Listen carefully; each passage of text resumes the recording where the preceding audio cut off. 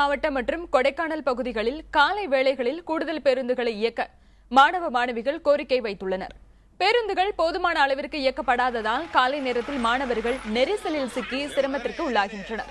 குறித்த நேரத்தில் பள்ளிக்கு செல்ல வேண்டும் என்பதால் ஆபத்தையும் பொருட்படுத்தாமல் படிகளில் தொங்கியபடி செல்கின்றனர்.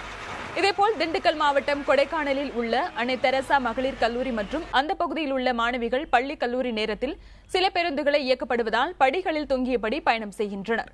இந்த நிலை மாற கூடுதலாக பேருந்துகளை இயக்க கோரி பள்ளி மற்றும் கல்லூரி மாணவ மாணவிகள் கோரிக்கை விடுக்கின்றனர்.